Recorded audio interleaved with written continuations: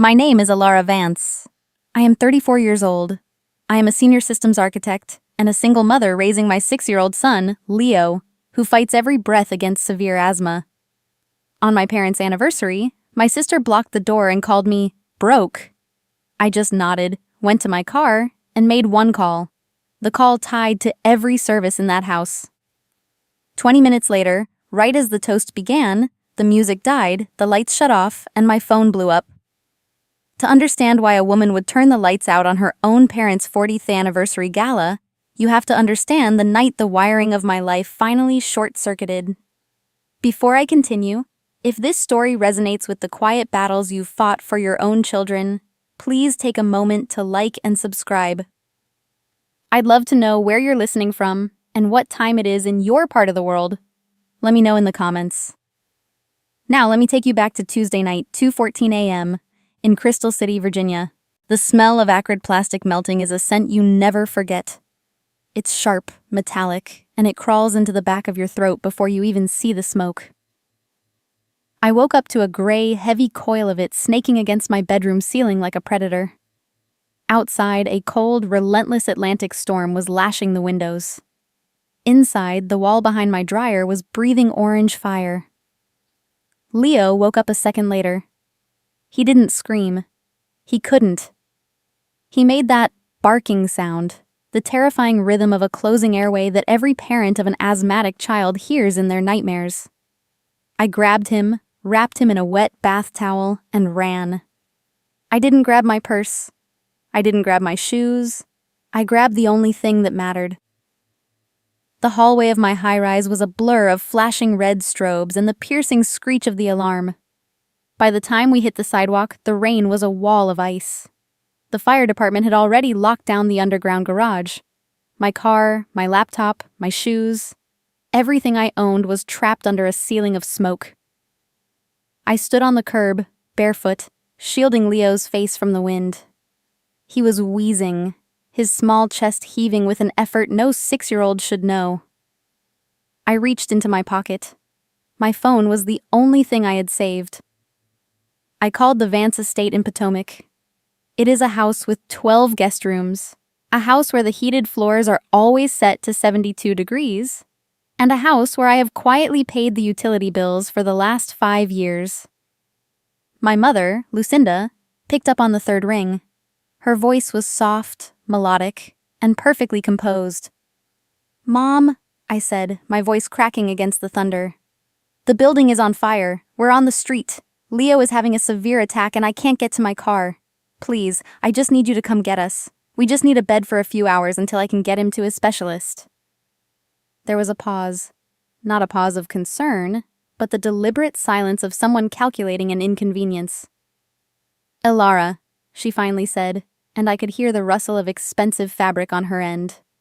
"You know, tomorrow is our 40th anniversary. The Egyptian silk linens were just pressed this afternoon for the VIP guests. If you bring a sick child and clothes smelling of smoke into this house now, you'll ruin the atmosphere I've spent months building. It's a gala, honey. Appearance is everything." "Mom, he can't breathe," I whispered. "It's just a little smoke, I'm sure," she replied.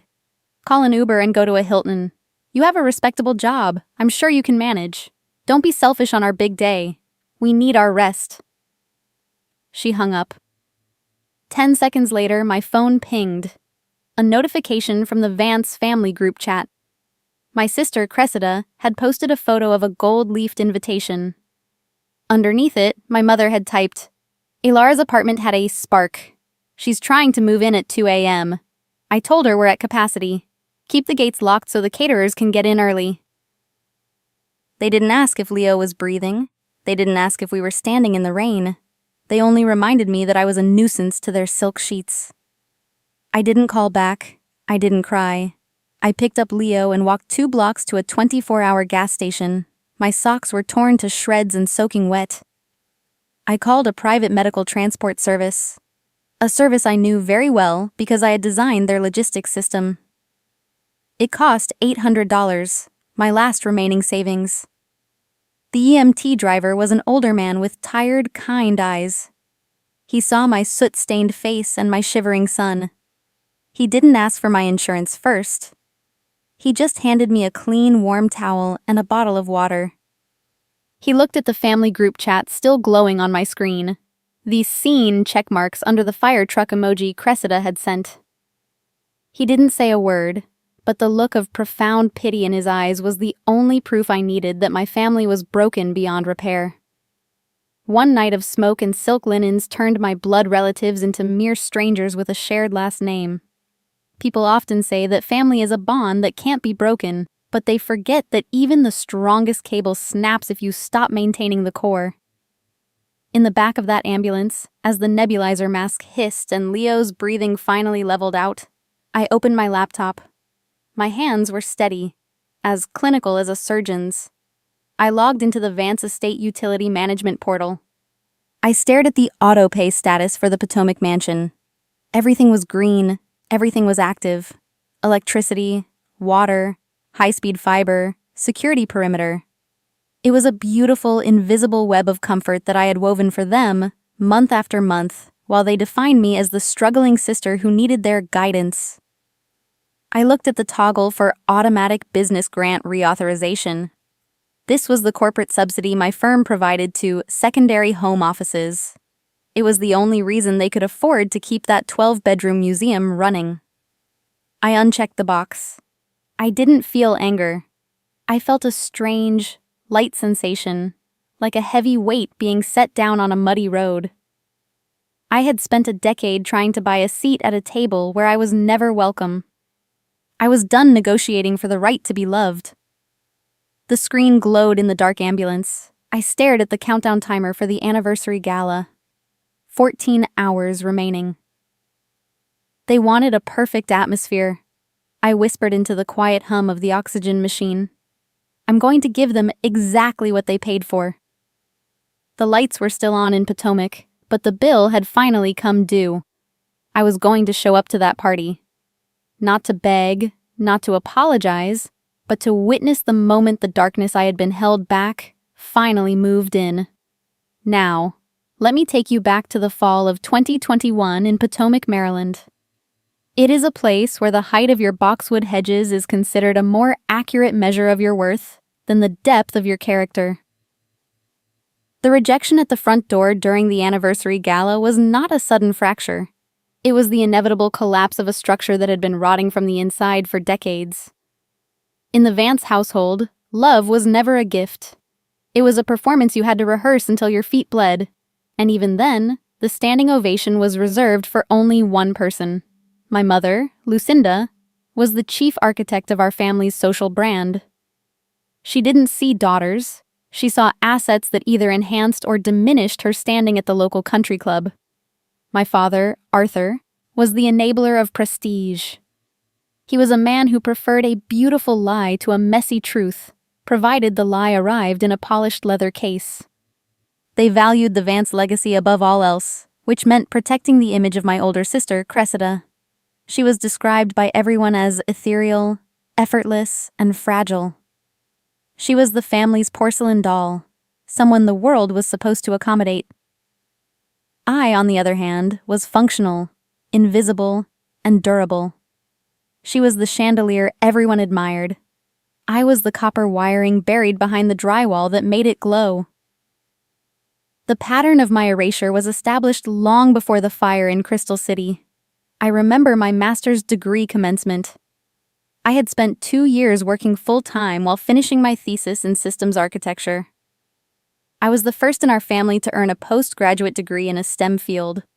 On the day of the ceremony, my parents and Cressida arrived 45 minutes late. They missed the walk across the stage because Cressida had insisted on stopping at her regular stylist for a blowout. She had a gala to attend that evening and claimed her image reflected on the whole family. They stayed for 20 minutes of the reception, complaining that the air in the university hall was too stagnant for Cressida's allergies. As they prepared to leave, my mother adjusted the mortarboard on my head, not with a touch of pride, but with the clinical precision of a stager fixing a crooked frame. "It's a nice little degree, Elara," she said, her voice like brushed silk.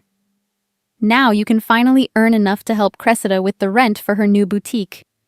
She has such a vision for the Potomac fashion scene. And you've always been so good with those spreadsheets and logistics. It's only fair you support the dreamer of the family. I swallowed the lump in my throat and nodded. I told myself it was my duty. I was the strong one. The strong are meant to carry the weak, even when the weak are wearing designer heels. The same silence followed the birth of my son, Leo, 6 years ago. I was in labor for 18 hours at a hospital in Bethesda. My phone stayed on the bedside table, dark and silent. During those 18 hours, my mother and Cressida posted 17 different photos to Facebook from a charity equestrian event. They were laughing in the sunshine, holding crystal flutes of champagne, while I was breathing through contractions alone. They visited the next morning for 10 minutes. Cressida didn't offer to hold the baby. She complained that the hospital's fluorescent lighting made her skin look sallow in the selfies she wanted to take. She peered into the bassinet at Leo, who was sleeping peacefully. "He looks so much like you, Elara," she murmured, her tone bordering on pity. "Plain, durable. Hopefully he inherits my eyes, or he'll have a very hard time making connections in Potomac. You know how people are." Again, I remained silent. I kept the peace because I believed that if I worked hard enough, provided enough, and asked for little enough, the ranking system would eventually change. I thought there was a version of me that was enough to be loved without a price tag attached. The most profound irony, however, was the dinner we had shortly after I became a senior architect. My father sat at the head of the mahogany table, bragging to a neighbor about his masterful negotiation with the utility companies. He claimed he had managed to secure an enterprise-level service grant that kept the Vance estate running at a fraction of the cost. "Efficiency is in the blood, George," he said, raising a glass of aged scotch. "You just have to know which levers to pull." I sat across from him, picking at my salad. I was the one who had pulled the levers. Using my position at the firm, I had quietly designated the Potomac House as a secondary corporate research site. I had routed all their electricity, high-speed fiber, and security monitoring through my company's infrastructure grant. Every month, the bill for their heated floors and manicured lawns was auto-drafted from my professional account. I didn't tell him. I let him have his moment of pride. I told myself that by keeping the lights on in their house, I was somehow keeping the lights on in our relationship. I thought I was building a home, but I was actually just maintaining a museum where I was the only one paying for admission. It made sense at the time. Cressida was delicate. She needed the spotlight to feel whole, and my parents needed her to be the star so they could bask in the reflection. I had the career.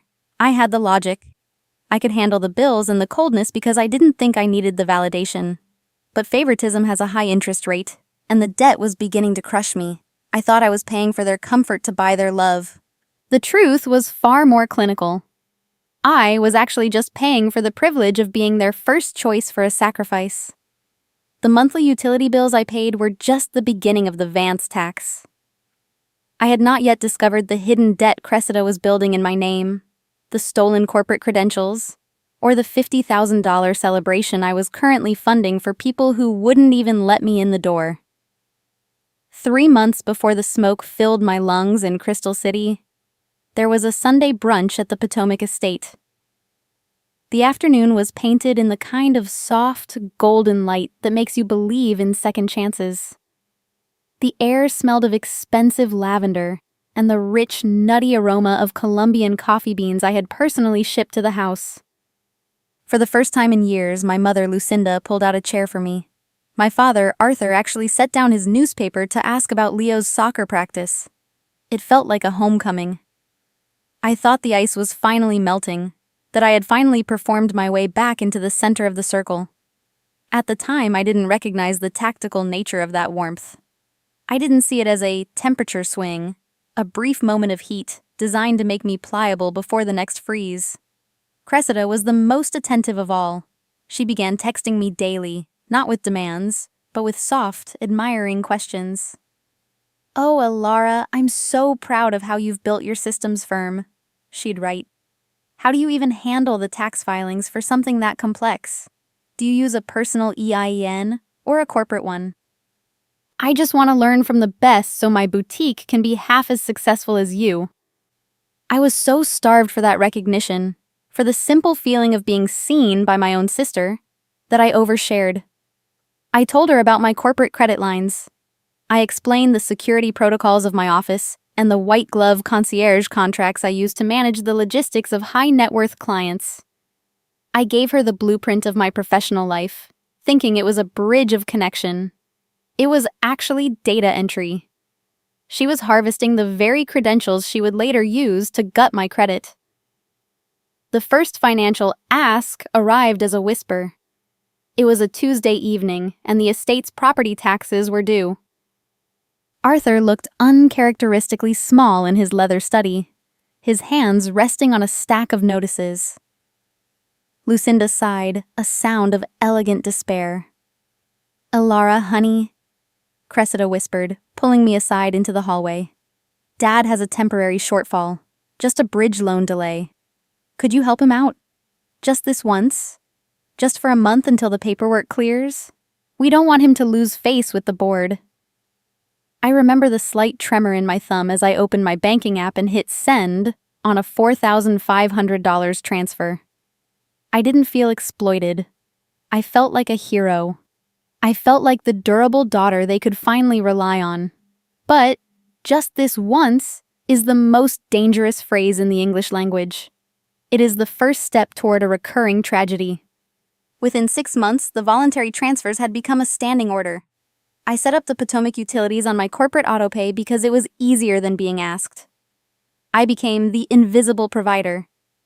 Slowly, the pride I felt curdled into a heavy, silent obligation. I wasn't the savior anymore. I was the janitor. They stopped saying thank you and started saying, "Is it done yet?"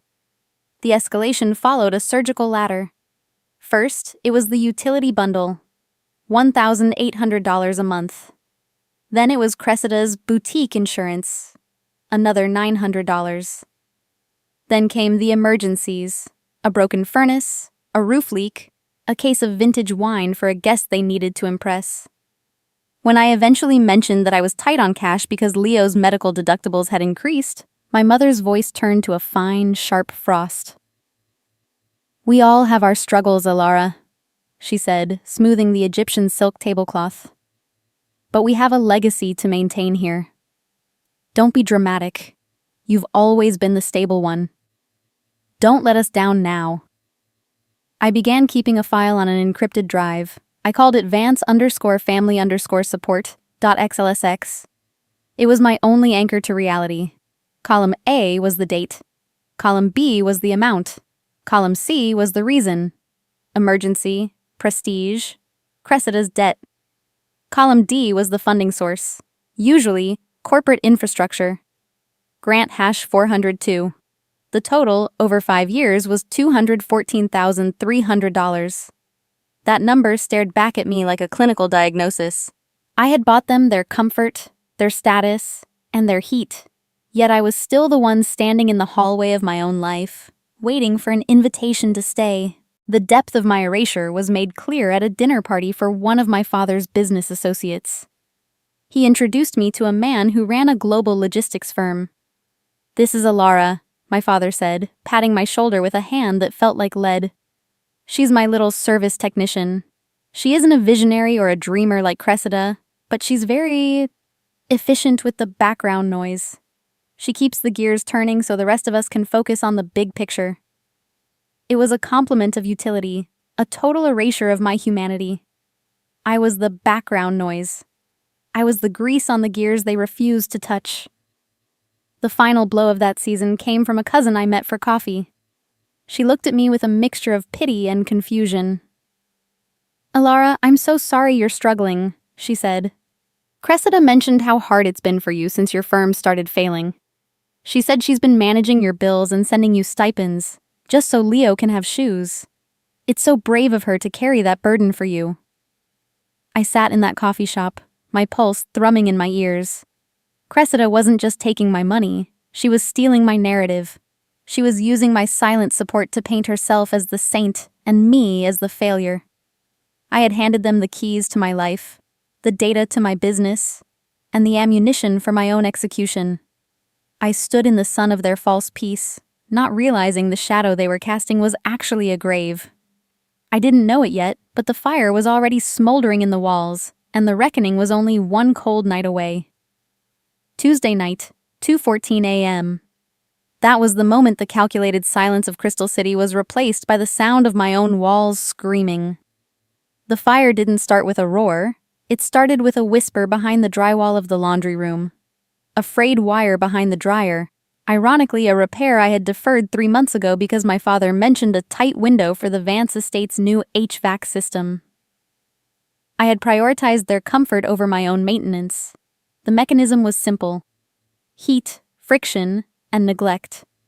The impact was visceral. I woke to a muffled thump that vibrated through my mattress, followed by an orange glow pulsing under the doorframe like a rhythmic, predatory heartbeat. Then came the sound of the hallway mirror shattering from the thermal stress, a sharp, crystalline rain against the floor. I didn't have time to process the loss of the Frank Lloyd Wright prints or the custom shelving. My world had narrowed to the sound of Leo's lungs. He didn't cry out. He was already past that.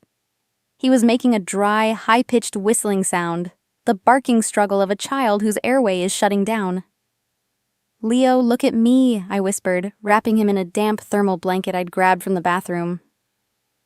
I reached for his emergency inhaler on the nightstand. I shook it. Empty. The last 2 doses had been used during the humidity spike over the weekend, and the refill was still sitting at the pharmacy because I'd spent my lunch break coordinating the florist delivery for Potomac. Everything cracked open at 2:22 a.m. I stood on the sidewalk in Crystal City, barefoot in a soaking Virginia rain, watching black smoke billow from the 10th floor of the complex near the Amazon HQ2 site. The fire department arrived at 2:25. Their sirens a jagged contrast to the quiet night. "Ma'am, you can't go back in. The garage is compromised," a fireman told me as I tried to reach my car. My keys, my wallet, my life were 10 stories up or under a mountain of concrete. 2:28 a.m. Leo's fingernails were turning a faint, terrifying shade of indigo. I held him to my chest, feeling his heart racing at 140 beats per minute. I didn't pray. I took out my phone, the one thing I had clutched, and opened the Vance family group chat. I didn't ask for a place to stay. I didn't ask for money. I asked for a ride. "Mom, Dad, Cressida, electrical fire at my place. Leo is having a severe attack and I'm stranded on the curb. No car. He needs the Bethesda ER. I'm 15 minutes away from you. Someone please come." I watched the read receipts appear almost instantly. At 2:32 a.m., the response came. Cressida didn't type a word at first. She sent a high-resolution photo of a gold-leafed invitation sitting on the mahogany piano. Then, the text. "Elara, we're literally in the middle of the final floor plan rehearsal for the anniversary gala. The caterers are already here setting up the staging area. Why is there always a crisis with you the moment something is about Cressida? It's exhausting. Figure it out." My mother, Lucinda, reacted to the message with a thumbs up. My father, Arthur, followed a minute later. "We've already had the silk linens pressed for the VIPs tomorrow, Elara. Bringing that smoke smell into this house would be a burden on your mother's nerves. Call an Uber. Be a professional." I looked down at the screen, the blue light reflecting off the emoji. It was the digital seal on a death warrant of a relationship. "Ma'am?" I looked up. Officer Miller, a veteran first responder with graying hair, was standing over us, holding a heavy yellow thermal blanket. He had been standing close enough to see the screen. He saw the fire truck behind us, he saw my blue-lipped son, and he saw the laughter on the screen. He didn't offer a platitude. He took out his own phone, snapped a clear photo of my screen, the messages, the timestamps, the names, and then handed me a business card with a handwritten case number. Arlington Fire Depth Incident Report. #AF 9021. I'm recording this interaction in the official log, ma'am. he said, his voice a low, steady baritone. "You're going to need this timestamp and the evidence of that refusal for your records. My name is Miller. I saw it. I'll testify to the timeline if you ever need it. At 2:54 a.m., I signed the emergency admission form in Bethesda with a hand that didn't tremble. I watched the nurse attach the plastic identification bracelet to my wrist. The smell of procedure, the industrial disinfectant, and the cold bureaucracy had become my only refuge. I didn't argue with the billing department. I didn't beg. When the private after-hours concierge medical transport bill arrived for $1,400, I didn't blink. I opened a luxury resale app, listed my Cartier tank watch, my 10-year service award, and accepted a low-ball buy-it-now price for instant cash. The watch was gone in 3 minutes. The private transport was paid in 4.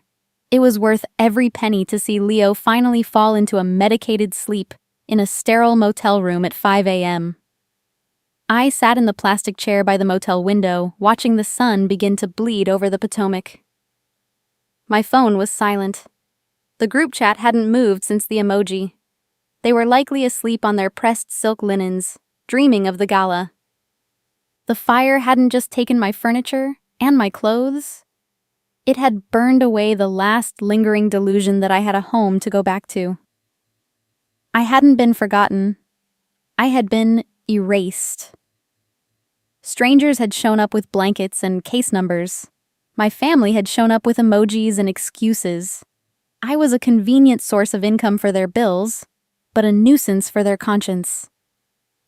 As I looked at the hospital discharge papers, acute bronchospasm due to smoke inhalation, I realized the old road was gone.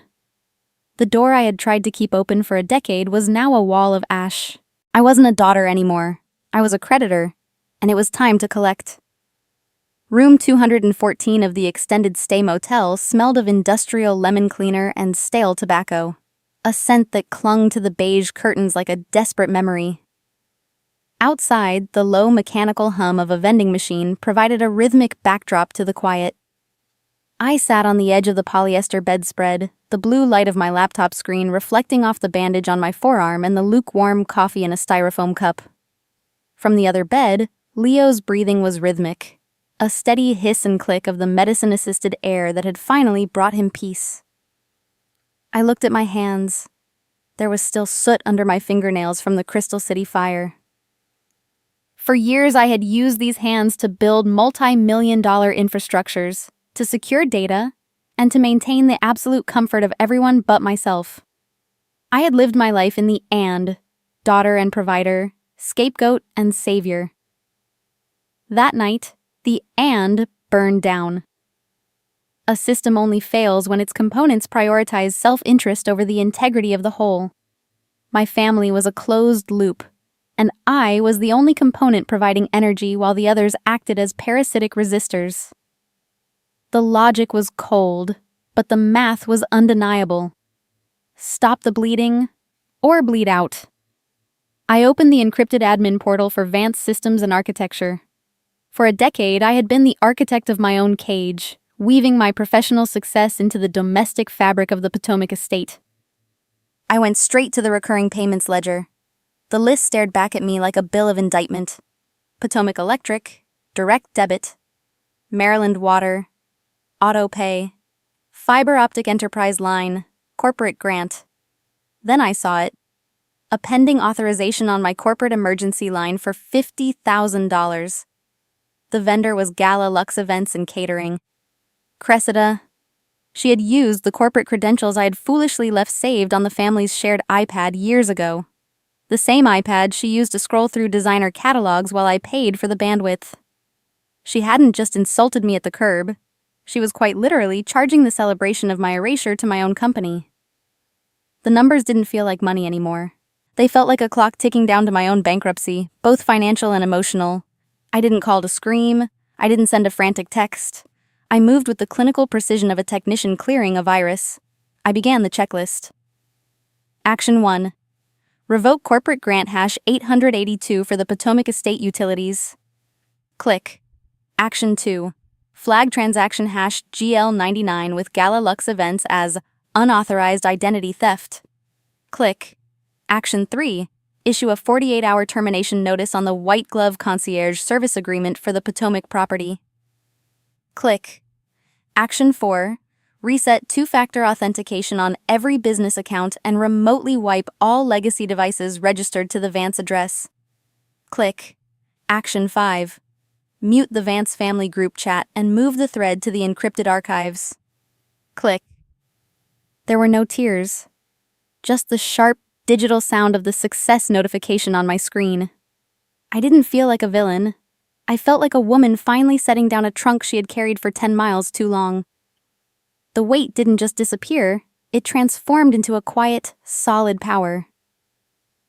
A soft knock at the door broke my concentration. It was Gideon. My former mentor and current security consultant. He was one of the few people who understood that a system is only as strong as its weakest link.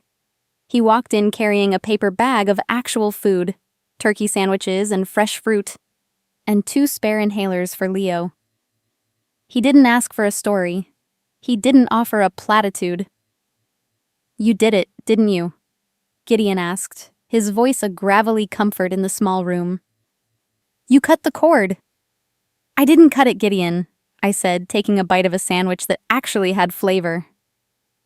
"I just stopped holding it together. I finally stopped negotiating with people who don't love me." "Better?" he asked, nodding toward the laptop. "Better," I replied. For the first time in years, the air in the room feels like it actually belongs to me. We sat in silence for a while, the kind of silence that doesn't need to be filled. I knew the fallout was coming. The gala was less than 24 hours away. The lights at the Potomac estate would stay on for now, powered by the residual credit in the system. But the clock was ticking. They would notice the money before they noticed my son's empty bed. They would notice the darkness before they noticed my silence. Gideon checked his watch. "Silas called. He's the director of the concierge firm you use. He's already seen the flags on the account. He's not happy about the fraud attempt by your sister Elara. He wants to know if you want to handle it quietly or by the book." "By the book," I said, my voice steady. The time for quietly ended on the sidewalk in the rain. I thought the silence would be the hardest part of the war. I thought the vacuum left by my family would be a hole I would fall into. But as I watched the sunrise catch the edges of the motel's brick exterior, I realized the vacuum was actually space. Space to build something that wouldn't burn. I didn't expect what Silas would tell me the next morning when he called with the results of the initial audit. It turns out the bills weren't the only thing they were hiding from me. They had been building a house of cards, and I was the only thing keeping the wind from blowing it over. The stage was set. The board was clean. I had the Kong tack, and the anniversary gala was about to become the most expensive lesson in the Vance family history. Wednesday morning arrived at 7:15 a.m., with a thin, pale light that felt more honest than the filtered glow of the Potomac estate. Motel room 214 was a small universe of practicalities. I was no longer an invisible ghost in a mansion. I was a woman in a 12 by 12 foot space cutting a pancake into perfect uniform squares for my son. My movements were steady. The soot was gone from under my fingernails, replaced by the faint, clean scent of motel soap. Leo sat across from me, his breathing silent and clear for the first time in 24 hours. I set the plastic table for 2. Out of habit, my hand reached for a third plate, the Vance plate, the one that usually held my father's grievances or my mother's expectations. I stopped. I let my hand drop. The ghost of those Sunday brunches flickered in the back of my mind, a phantom pain between my ribs that flared whenever I saw a blank space where a family should be. My phone sat on the nightstand, dark and silent. The absence of a text asking if we were alive was the loudest sound in the room. I haven't been forgotten. I've been erased. But as I watched Leo eat, I realized that when you are erased from a toxic system, you are finally free to write your own code. At 8:30 a.m., the professional world bled into the domestic silence. My phone vibrated. It wasn't a family member. It was Silas, the director of the white glove concierge service. the firm I had contracted to manage every automated pulse of the Potomac house. Elara, Silas began, his voice a crisp, neutral baritone. The bank just officially flagged the $50,000 gala Lux payment. It bounced 3 minutes ago. And your grant revocation hit our server last night. Legally, as the sole account holder and primary architect on the service agreement, I am required to notify the residents of a service suspension. However, since the fraud flag originated from your corporate line, how do you want to proceed with the gala tonight?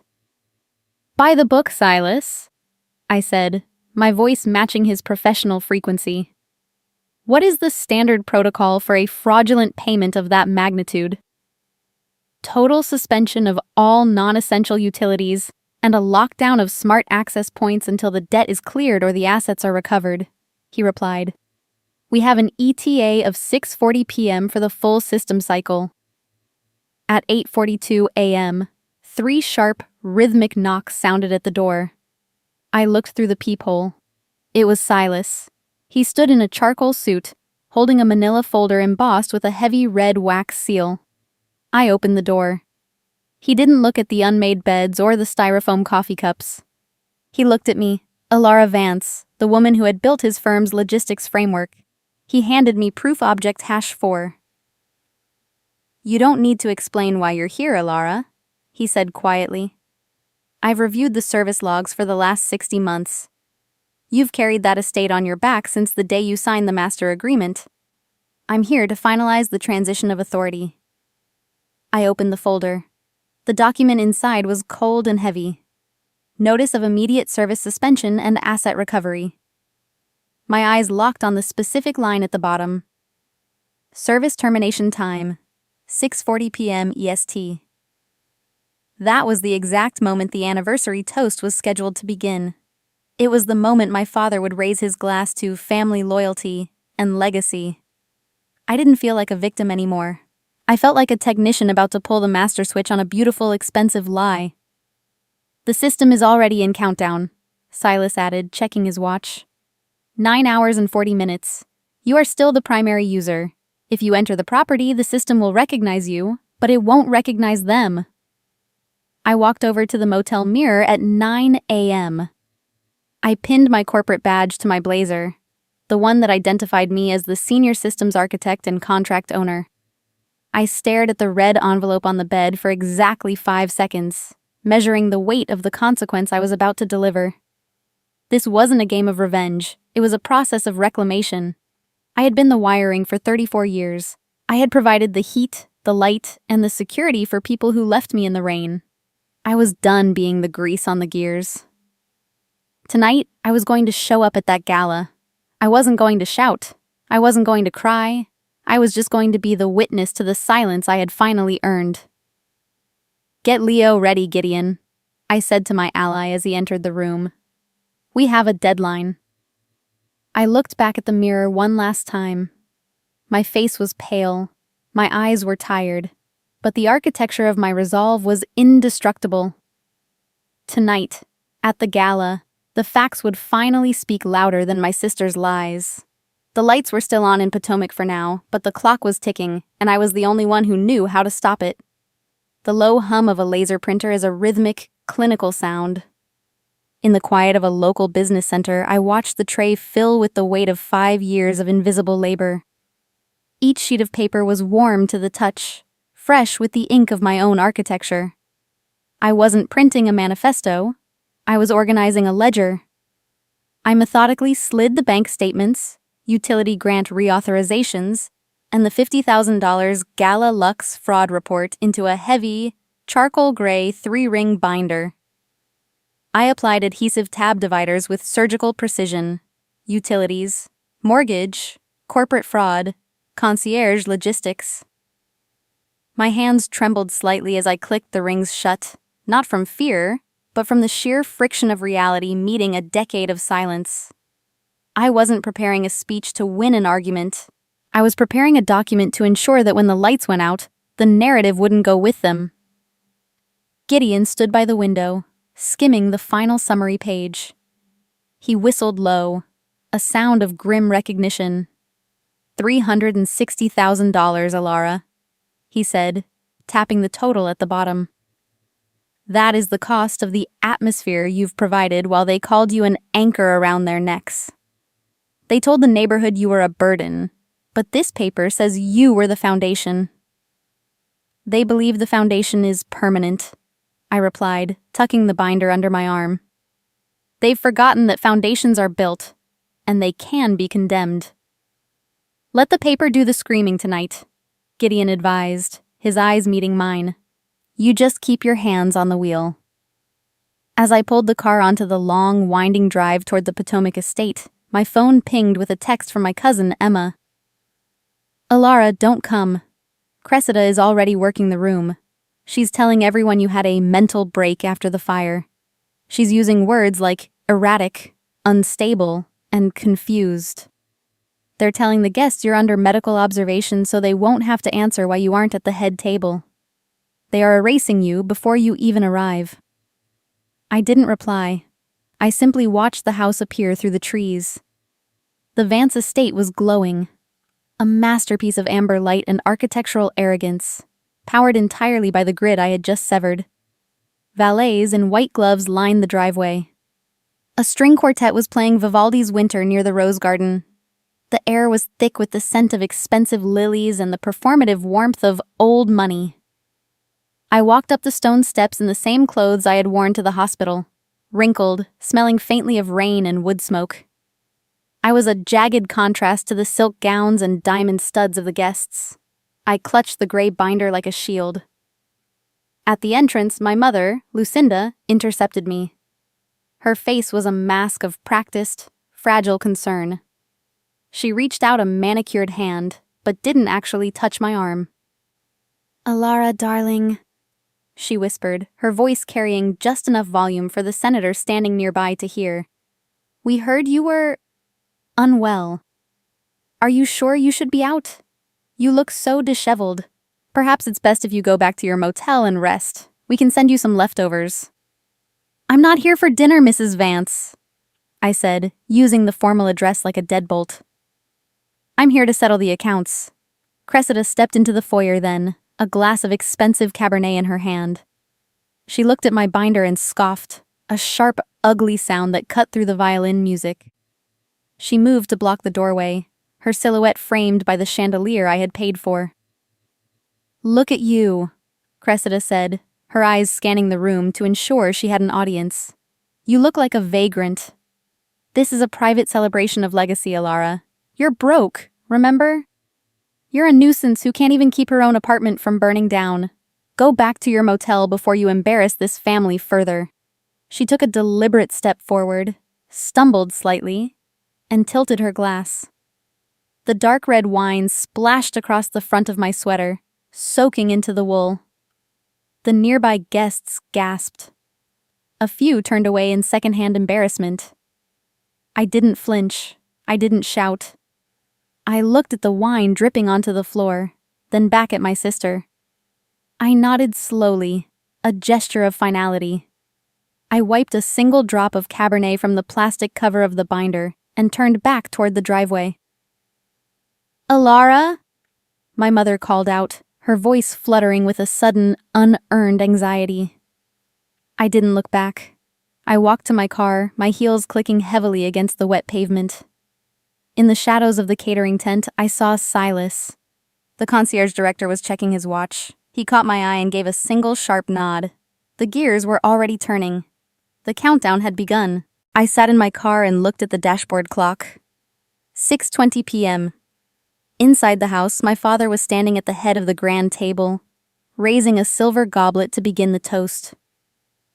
I could see Cressida through the floor-to-ceiling windows, stepping up to the microphone, her face glowing with the satisfaction of a successful erasure. Before my father speaks, her voice carried through the outdoor speakers, I think we should all take a moment to pray for my sister, Elara. She's had a tragic breakdown, and as the family that carries her, we want to say... I pressed the call button on my console. Execute, I said. I gave them 20 minutes to enjoy the lie. I sat in the silence of my car, watching the beautiful, glowing house, knowing that for the next 20 minutes, they would feel untouchable. And then, I was going to let the truth pull the plug. The grand dining hall of the Potomac estate was a masterpiece of amber light and architectural arrogance at 6:35 p.m. The air was thick with the scent of roasted duck, expensive perfume, and the kind of forced laughter that only exists in circles where image is the only currency. From the street, the house looked like a glowing jewel set against the dark Maryland woods. Inside, the string quartet had transitioned to a soft, celebratory concerto. I sat in my car, parked 100 yards down the driveway, watching the house through my dashboard camera feed. I wasn't an invitee. I was a ghost watching the living room of a life I had finally stopped trying to inhabit. I watched my father, Arthur, stand at the head of the table. He looked every bit the patriarch in his tailored tuxedo.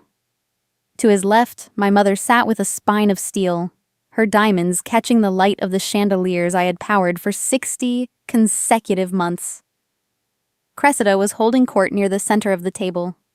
Her voice, amplified slightly by the room's hidden acoustics, was a polished lilt of performative grief.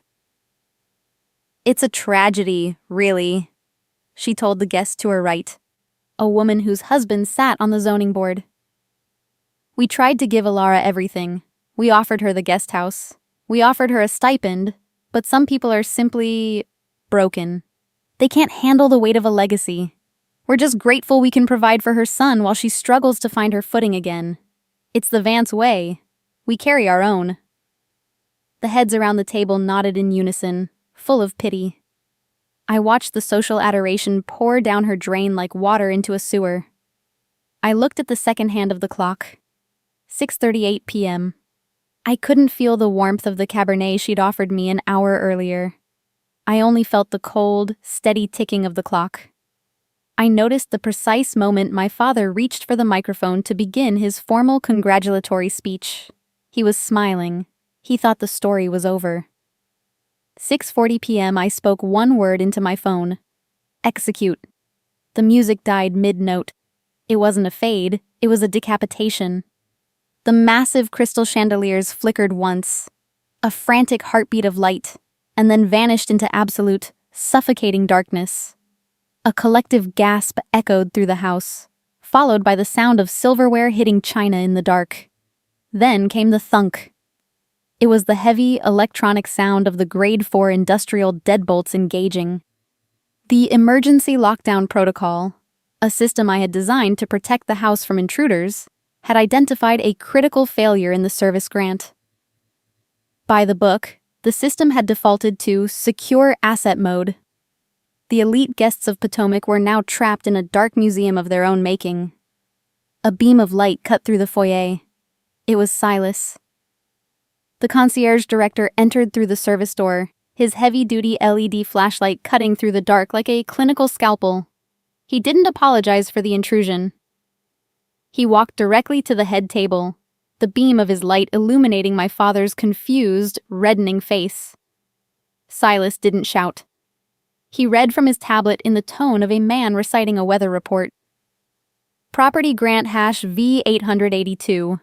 Revoked for non-payment and fraudulent authorization," Silas announced. "Gala Lux Catering Services. Transaction flagged as identity theft by the primary account holder. Recovery of all leased assets, including the tables, the floral arrangements, and the service staff, is now in progress." I walked in through the front door. The system recognized my biometric signature and hissed open for me, then locked again behind me. The red glow of the emergency exit signs cast long, jagged shadows across my face. I walked to the head of the table and placed the gray binder directly in front of my father. "You've spent 5 years telling this town I was your burden," I said. My voice was the only sound in the room. It was level, steady, and devoid of the tremors of the daughter who used to beg for a seat at this table. But here is the ledger. 5 years of utilities, 6 years of mortgage supplements, $360,000 in invisible support. You didn't carry me, Arthur. You lived off me. I turned the page to the highlighted email chain.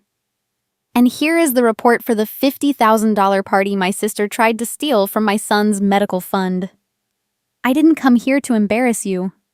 You did that when you chose silk sheets over your grandson's breath. Cressida was frantically tapping at the family iPad, her face pale in the light of the screen. The device flashed a red warning.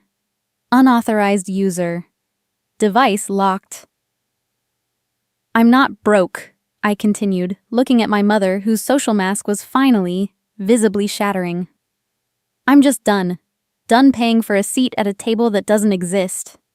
If you want to discuss the Vance legacy from now on, you can talk to my legal counsel about the identity theft charges. That is the boundary. The silence in the room was heavy, measured, and final. The guests weren't defending my father. They were checking their phones, seeing the security alert notifications I had authorized my firm to broadcast to the local business network.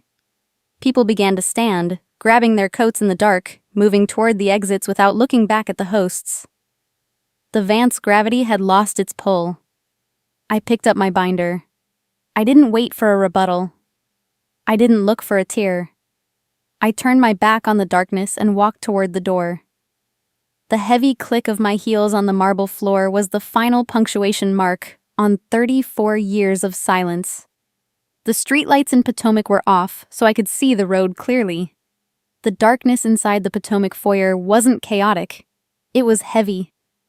It felt like the thick, echoing silence that follows a funeral, where the guests are eager to leave but paralyzed by the breach of etiquette. The string quartet had already packed their instruments in the shadows.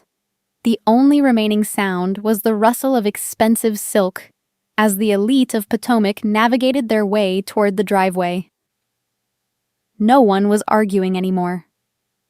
The truth, once spoken through the clinical lens of a ledger, had stripped the room of its oxygen. I stood by the front door, the same threshold where I had been blocked and humiliated only an hour prior. I watched as people walked around me. They avoided my eyes, not out of malice, but out of a sudden, uncomfortable recognition. They realized they were standing on a floor that belonged to the woman they had just agreed was unstable. I saw Arthur and Lucinda standing by the buffet, their silhouettes framed by the dim red glow of the emergency lights. They looked small. For 30 years, they had been the sun of my universe. But as I watched a former business associate walk past my father to shake Silas's hand instead, I realized the Vance gravity had finally lost its pull. Cressida was sitting on the grand staircase, her bunched-up gown looking like discarded tissue paper. She stared at her dead phone, her face a mask of hollow shock. No one offered her a hand. The social order hadn't broken. It had simply recalibrated toward the person holding the receipts. A week later, the dispersed truth began to find its way back to me. My phone pings shifted from silence to a cautious trickle of messages. One came from an aunt I hadn't spoken to since Leo was born. I saw the bank logs Emma shared. It read, "I didn't know, Elara. I'm sorry we stayed quiet while they let you carry the weight." It was a late apology, a thin bridge over a decade of neglect, but it was a sign that the narrative was no longer under my mother's control. Cressida tried to reclaim the story, of course. My call log was a graveyard of 40 missed attempts and frantic voicemails. "How could you do this?" she'd scream into the digital void. "You've humiliated us in front of the senator. You're destroying the Vance name for a petty grudge." I didn't reply. I didn't send more proof or engage in the drama she craved. I simply opened my email and forwarded the 24-hour eviction notice from my legal counsel to both her and my parents. I had stopped negotiating with a version of reality that was never mine to begin with. When you stop holding up a house that isn't yours, you don't have to stay to watch it fall. 3 months later, the dust had finally settled. I sat at the mahogany desk in my new townhouse, a space half the size of the Potomac estate, but every square inch was paid for by my own signatures. Through the window, I could hear Leo laughing in the small garden, his lungs clear and his spirit light. I opened my laptop one last time and navigated to the file. Vance_family_support.xlsx. I stared at the shock number at the bottom of the page. I didn't feel like I had won a war. I felt like I had finally turned off a noisy, parasitic machine that had been running in the background of my life for 34 years. I hit the delete key. I didn't archive it. I didn't save a backup. I let the ledger vanish into the digital ether. I no longer needed them to see me to know that I existed. I was no longer the copper wiring buried in their walls. I was the architect of my own peace. If you are currently carrying a house that isn't yours on your back, if you are paying for a seat at a table where you are only viewed as a utility, I want you to know it's okay to put it down. The world won't end when you stop being convenient. The lights might go out for a moment, but when they come back on, you'll finally be able to see the exit. The world didn't fall apart when the lights went out in Potomac. It just finally changed direction.